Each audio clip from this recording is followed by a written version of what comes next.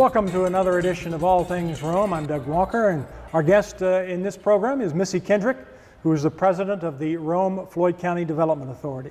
Correct. Missy, number one, we've got 3 different development authorities that our community is a part of. Tell us a little bit about what those authorities are and why we have 3. Gladly. We actually are a member of, we have 2 local authorities, and then we have 1 joint development authority. So our local authorities are the Rome-Floyd County Development Authority, and we have a board that's appointed by the, it's a constitutional authority that we have the chair of the county commission, the mayor of the city commission, and then the president or the chair of the chamber board and the chair of GRIA, and then we have at-large members as well. We also have the Development Authority of Floyd County, which is another local authority, and its boards are appointed, that board is appointed by the County Commission of Floyd and, of course, the City Commission of Rome. Finally, we have the Gordon-Floyd Joint Development Authority, which is, joint development authorities were formed several years ago as a way to encourage regional development, regional cooperation in economic development, with the understanding that economic development doesn't stop at county lines. So in order to encourage this regional development, the state formed these regional development authorities, joint development authorities, and by becoming a member of a joint development authority, we're able to offer an additional incentive for companies that create jobs in our community. So we have those 3 authorities that we work with on a daily basis.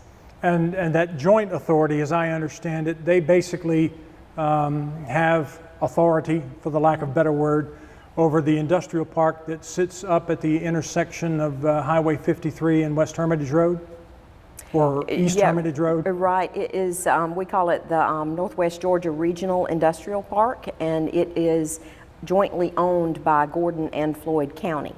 And there are some other parcels that we have recently added to it to increase the size of what we can offer, which is, the advantage is that it's a rail-served site, and so we want to have a large area that's rail-served to offer to prospects. So we have part of that park that is owned jointly by Gordon Floyd, and then we have some additional parcels that we've added to it that are owned by Floyd County, and then we have an option on some additional acreage there that increases the size to about 102 acres.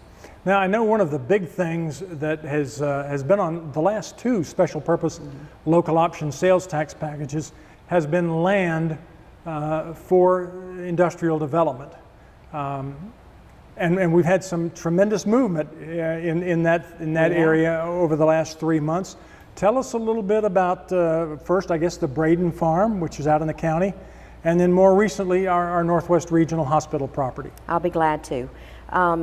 When I came to work here in 2019, I realized, we all realized, the leadership of the Rome-Floyd County Development Authority realized and had shared with me that we had 1 large tract in Floyd County that was the what we call the North Floyd Industrial Rail Site, and it was the largest tract that we had. So we were marketing it heavily. It was getting a lot of attention from statewide project managers, so we knew it was just a matter of time before that site was gone. So what we started doing was we developed a real estate committee, and we pulled in a study that had been done by Georgia Power, where they looked at all of the sites in Rome and Floyd County and kind of evaluated those sites and ranked them. Now, that was done years ago, so we had to go back and update that information to see what was available out there. And on the previous list, of course, the Braden Farm had shown up because there are certain things that we were looking for, like a lot of acreage. Transportation access was very important. Topography was important. We didn't want to look at a large site that had a lot of issues with water or that was hilly, that would need a lot of grading, money spent on that kind of thing.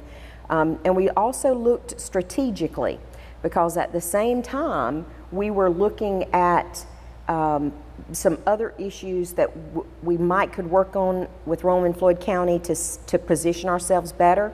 So at the same time, we were focusing on housing and talking about the issues that we had with workforce housing or the lack thereof. So at the same time, we were looking at the real estate side and how to increase our assets and our inventory on the real estate side. We were also working on a housing summit and drawing attention to what was needed on the real estate side as far as workforce development. So when you put those two things together, we knew that infrastructure was also going to drive housing. So we were looking at where we could buy real estate for industrial development with the understanding that we would be running infrastructure to these new sites, and which site would be the best for both housing and for industrial development or economic development. So the Braden property turned up at the top of the list on every level. So we reached out to the Braden family, and they were just absolutely wonderful to work with. We went through a little evaluation process on both sides of the road and came to an agreement on purchasing the property on the north side of 411.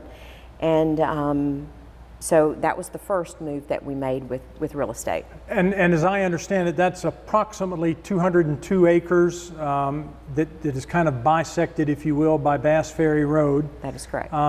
Is it your anticipation that at some point probably Bass Ferry Road will probably be closed to facilitate that? Because I know there's a gate that functionally closes the road just past the property line. At this point, it's still a public road. So we don't have any specific plans at this point.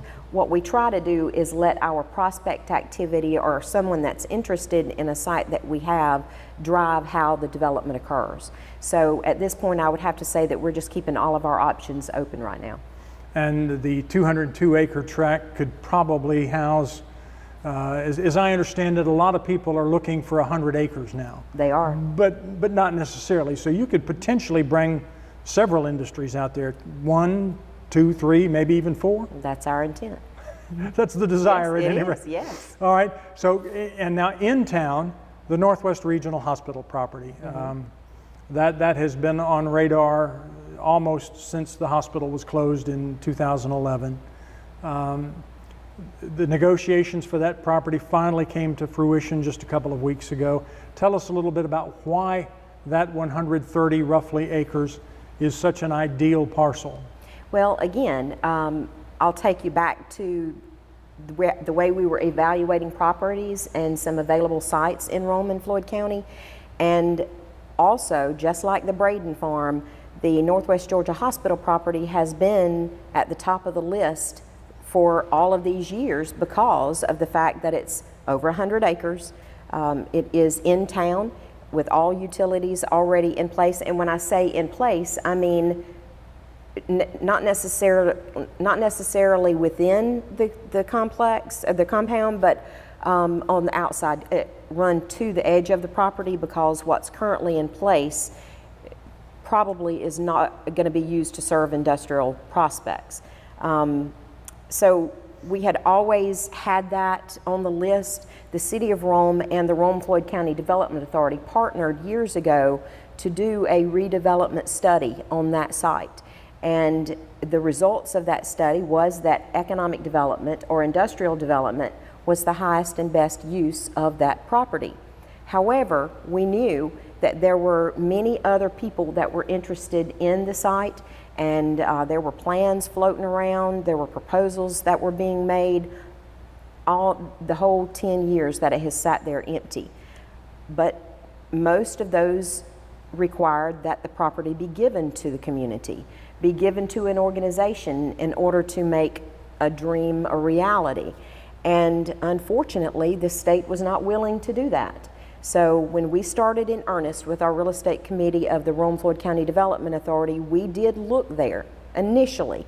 And based on the interest of some projects that were floating around, we didn't want to snatch the property up or pull it out from under anybody. So we met with the folks that we knew had ideas or plans for the property. And we said, are you moving forward? We asked them, are you planning to move forward with your ideas? Are you focusing on this property? Do you intend to buy it? And based on those answers, we were told yes. And based on those answers, we did not look at that site in the beginning of our search because of that. Well, as time went on, we were again approached by some folks that had some interest in the property and said that unfortunately it didn't look like they were going to be able to purchase the property. So then we started looking at it again in earnest. And so it moved to the top of the list after the Braden property was purchased.